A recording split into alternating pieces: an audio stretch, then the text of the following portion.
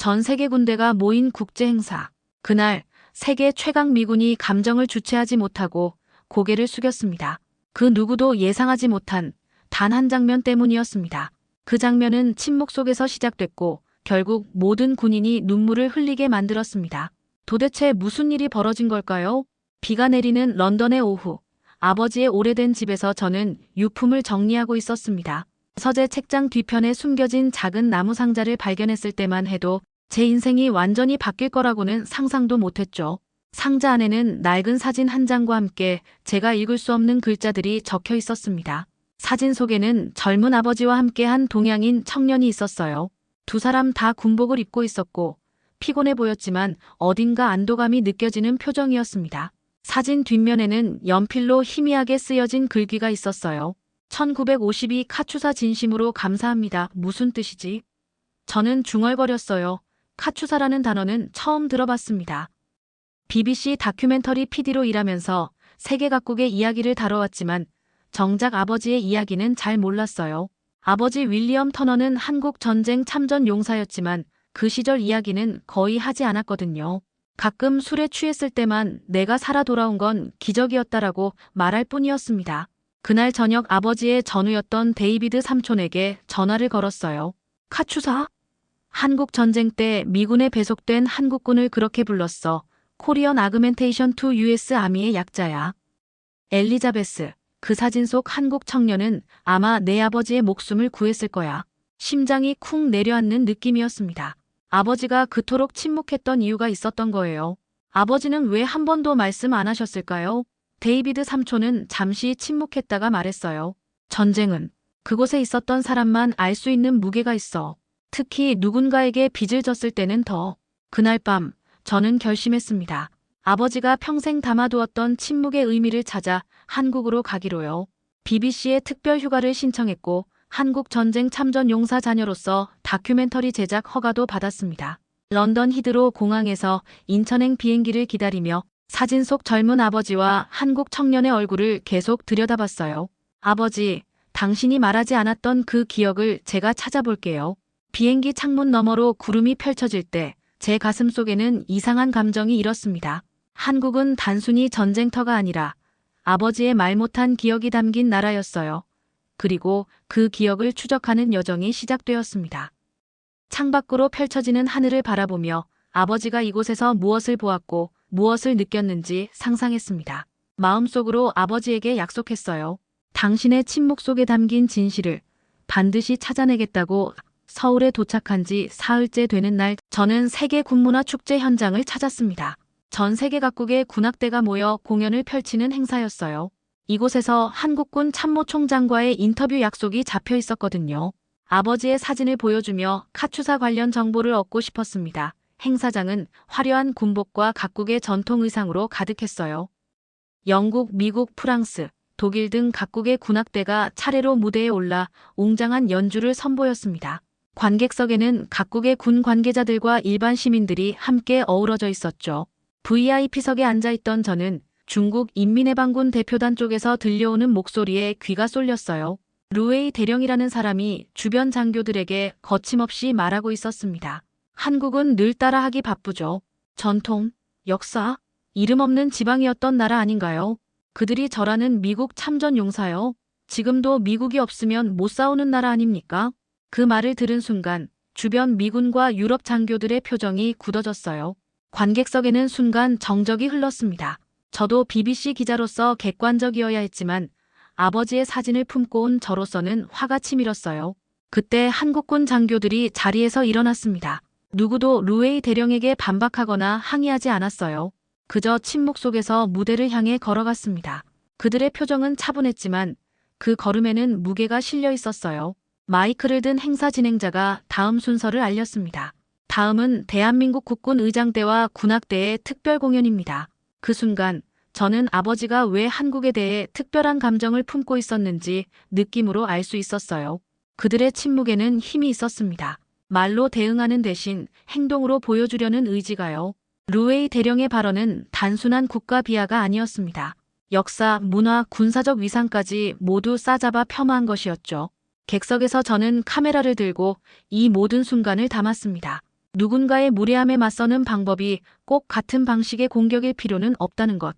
그리고 침묵 속에 담긴 절제된 힘이 때로는 천마디 말보다 강할 수 있다는 것을요. 객석에 앉아있던 저는 숨을 깊게 들이마셨습니다. 마치 70년 전 아버지가 느꼈을 그 긴장감이 이곳에도 감돌고 있는 것만 같았어요. 무대 위의 조명이 하나둘 꺼지면서 공연장 전체가 어둠에 잠겼습니다. 저는 숨을 죽인 채 다음 순간을 기다렸어요. 조명이 다시 켜지자 무대 위에는 한국 군악대 전원이 두 줄로 정렬해 서 있었습니다. 하지만 예상했던 공연은 시작되지 않았어요. 이들은 악기를 들고 있었지만 연주하지 않았습니다. 대신 객석의 한 방향을 향해 시선을 고정했어요. 저는 그 시선이 향한 곳을 따라갔고 한 노인을 발견했습니다. 미국 참전 용사 존 밀러였어요. 제가 전날 인터뷰했던 분이었죠. 1950년 인천 상륙작전에 참여했던 분입니다. 그때 무대 위 한국 군악대원 전원이 악기를 옆으로 내려놓았어요.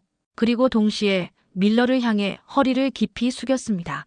큰 절이었습니다. 무릎을 꿇고 이마가 거의 바닥에 닿을 듯한 깊은 절이었어요. 객석은 숨소리조차 들리지 않았습니다. 밀러의 눈에서는 눈물이 흘러내렸어요. 하지만 아무도 박수를 치지 않았고 어떤 반응도 보이지 않았습니다. 그저 침묵만이 공간을 가득 채웠어요. 그 순간 저는 깨달았습니다. 이것은 단순한 행사가 아니라 일종의 예식이었어요. 군대가 전쟁을 기억하는 방식은 경례가 아닌 절이었습니다. 형식적인 존경의 표시가 아니라 한 생명이 다른 생명에게 바치는 깊은 감사의 표현이었어요. 밀러는 떨리는 손으로 눈물을 닦았습니다. 그의 옆자리에 앉아있던 손자가 그의 어깨를 가만히 감싸 안았어요. 무대 위 군인들은 여전히 절을 하고 있었습니다. 시간이 멈춘 것만 같았어요. 그 순간 제 마음속에서는 아버지의 목소리가 들리는 것 같았습니다. 나는 그곳에서 인간성을 보았다. 아버지가 술에 취했을 때 한 번 했던 말이에요. 이제야 그 의미를 조금 알 것 같았습니다. 이윽고 군인들이 천천히 몸을 일으켰습니다. 그들의 눈에도 눈물이 고여 있었어요. 카메라를 든 제 손이 떨렸습니다. 이것은 단순한 퍼포먼스가 아니었어요. 70년의 세월을 뛰어넘는 약속의 이행이었습니다. 엘리자베스, 괜찮아요? 옆에 있던 통역사가 물었어요. 네, 괜찮아요. 다만, 이건 제가 예상했던 것보다 훨씬 더 깊은 의미가 있네요. VIP석에 앉아있던 중국의 루웨이 대령은 표정 변화 없이 그 광경을 지켜보고 있었습니다. 하지만 그의 눈빛이 조금 달라진 것 같았어요. 경멸이 아닌 의문으로요. 저는 카메라의 초점을 밀러에게 맞췄습니다. 그의 얼굴에는 70년 전의 기억이 생생하게 떠오른 듯 했어요. 전쟁, 죽음 그리고 생존. 그 모든 것을 담은 표정이었습니다. 이 순간 저는 아버지가 평생 침묵했던 이유를 조금씩 이해하기 시작했어요. 전쟁의 기억은 말로 표현하기에는 너무 무거운 것이었나 봅니다. 무대 위 군인들이 다시 악기를 들었습니다. 그리고 그때서야 저는 그들의 의상에 주목했어요. 군복 위에 한복의 색채와 무늬가 더해져 있었습니다. 완전한 군복도 완전한 한복도 아닌 두 정체성이 어우러진 독특한 디자인이었어요. 공연이 시작되었습니다. 처음에는 전통악기만의 연주였어요. 가야금의 섬세한 선율, 대금의 애절한 음색이 공간을 채웠습니다. 그러다 갑자기 북소리가 울려 퍼졌어요. 그리고 그 순간 무대 뒤에서 상모를 돌리는 군인들이 등장했습니다. 상모를 돌리던 군인들이 멈춰 서자 이번에는 부채춤을 추는 여군들이 나타났어요. 그리고 그들 뒤로 서양 악기를 든 군인들이 이어 등장했습니다. 트럼펫, 트롬본, 드럼. 모든 악기가 한 박자도 흐트러짐 없이 하나의 선율로 어우러졌어요. 한국 전통과 서양의 군악이 완벽하게 융합된 순간 관객석에서는 탄성이 흘러나왔습니다. 저도 카메라를 들고 있는 것을 잠시 잊을 정도였어요. 이것은 단순한 퍼포먼스가 아니었습니다. 한국가의 정체성이 음악으로 표현된 순간이었어요. 상모를 돌리던 군인이 갑자기 악기를 들고 가야금을 연주하던 여군이 부채를 들어 춤을 추기 시작했습니다. 모든 경계가 허물어지는 듯 했어요. 전통과 현대, 동양과 서양, 춤과 음악 사이의 경계가요. 공연이 절정에 달했을 때 잠시 모든 연주가 멈췄습니다. 정적이 흘렀어요. 그리고 그 순간 밀러가 천천히 일어나 박수를 치기 시작했습니다. 그러자 객석의 모든 사람들이 일어나 함께 박수를 쳤어요. 기립박수였습니다. 루웨이 대령도 자리에서 일어났지만 박수는 치지 않았어요. 그저 침묵한 채 무대를 바라보고 있었습니다. 그의 표정에는 복잡한 감정이 교차하고 있었어요. 공연이 끝나고 저는 밀러에게 다가갔습니다. 오늘 공연을 보시니 어떠셨나요? 밀러는 떨리는 목소리로 대답했어요. 70년 전 내가 이 나라에서 본 것은 폐허와 절망뿐이었소.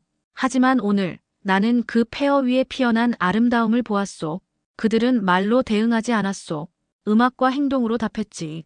그의 말에 깊은 울림을 느꼈습니다. 한국은 말이 아닌 행동으로 자신들의 정체성을 증명했어요. 비판과 조롱에 대응하는 가장 우아한 방식이었습니다. 카메라를 든 저는 밀러의 얼굴과 무대를 번갈아 담았어요. 그리고 문득 깨달았습니다. 아버지가 평생 침묵했던 이유는 어쩌면 말보다 더 깊은 방식으로 기억하고 있었기 때문이 아닐까요? 때로는 침묵이 가장 웅변적인 표현 방식일 수 있습니다. 공연 후 열린 리셉션장은 각국 군 장교들과 외빈들로 북적였습니다. 저는 취재차 대화의 흐름을 듣고 있었어요. 그러다 루웨이 대령과 한국 장교들이 마주친 순간을 포착했습니다. 루웨이 대령은 여전히 도발적인 미소를 짓고 있었어요.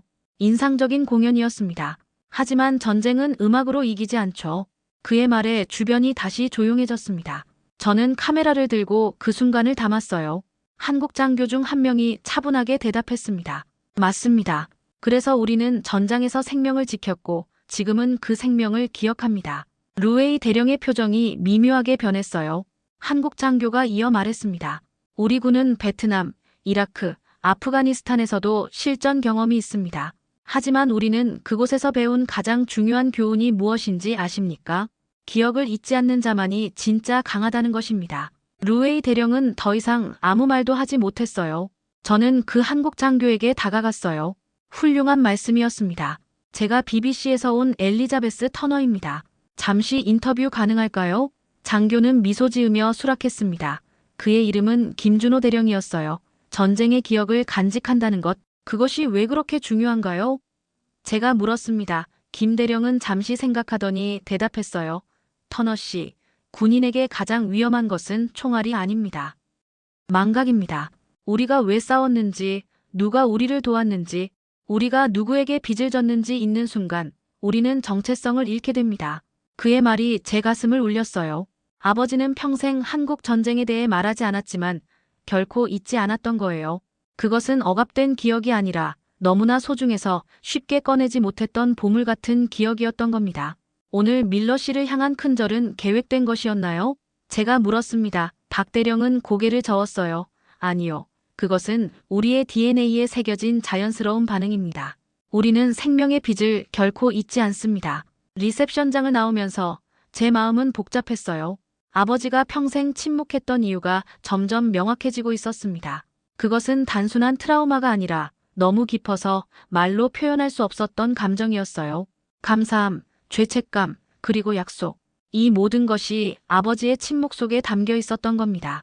다음 날 아침, 저는 밀러와 약속된 인터뷰를 위해 그의 호텔방을 찾았습니다. 문을 두드리자 그의 손자가 열어주었어요. 할아버지가 기다리고 계세요. 어제 공연 이후로 계속 옛 사진들을 보고 계시네요. 방에 들어서자 밀러는 침대에 앉아 낡은 앨범을 넘기고 있었습니다. 저는 인사를 건넸어요. 안녕하세요, 밀러 씨. 어제 많이 감동하셨다고요. 밀러는 고개를 들고 저를 바라봤습니다. 엘리자베스, 이리 와보게. 자네에게 보여줄 것이 있어. 제가 그의 옆에 앉자 밀러는 앨범의 한 페이지를 펼쳤어요. 그곳에는 제가 아버지의 서재에서 발견한 것과 비슷한 사진이 있었습니다. 젊은 서양인 병사와 한국인 청년이 함께 찍힌 사진이었어요. 이 사진 속 미군이 자네 아버지 윌리엄 터너라네. 밀러의 말에 저는 숨을 들이켰습니다. 어떻게 아셨어요? 어제 자네가 인터뷰 중에 아버지 이름을 언급했을 때 기억이 났지. 윌리엄과 나는 같은 부대였어. 그리고 이 한국 청년은 박중호라고 했지. 카츄샤였어. 저는 떨리는 손으로 사진을 만졌어요. 아버지와 그 청년에게 무슨 일이 있었던 건가요? 밀러는 깊은 한숨을 내쉬었습니다. 1951년 겨울, 우리는 중공군의 기습 공격을 받았어. 자네 아버지는 부상을 입었고 박중호가 그를 업고 후방으로 대피시켰지. 하지만 그 과정에서 박중호는 밀러의 목소리가 떨렸어요. 그는 자네 아버지를 살리기 위해 자신의 목숨을 바쳤어. 그 말에 제 눈에서 눈물이 흘러내렸습니다. 아버지의 침묵이 이제야 이해됐어요. 그것은 빚진 마음과 죄책감이었습니다. 그런데 더 놀라운 사실은 밀러가 이어 말했어요. 어제 무대 위에서 우리에게 절을 했던 장교 중 한 명, 김준호 대령이 바로 박중호의 외손자라는 거야. 순간 머리가 어지러웠습니다. 그게 어떻게 가능한가요? 너무 우연이잖아요. 밀러는 미소 지었어요. 우연이 아니라네. 김준호 대령은 할아버지의 이야기를 듣고 자랐고 군에 입대한 뒤에는 미군과 함께했던 캬추샤의 후손들을 찾는 프로젝트를 진행했어.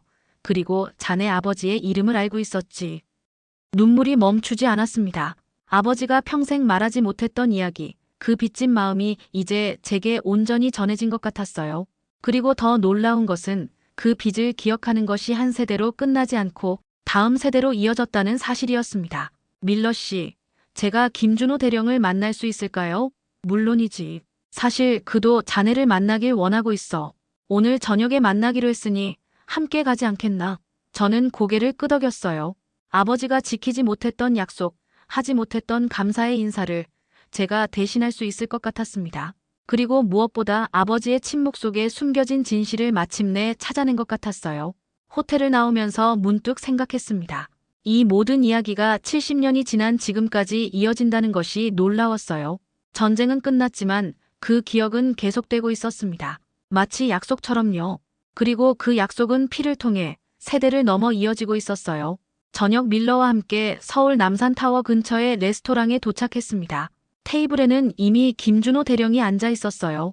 그는 저를 보자마자 일어나 공손히 인사했습니다. 터너 씨, 드디어 만나게 되어 영광입니다.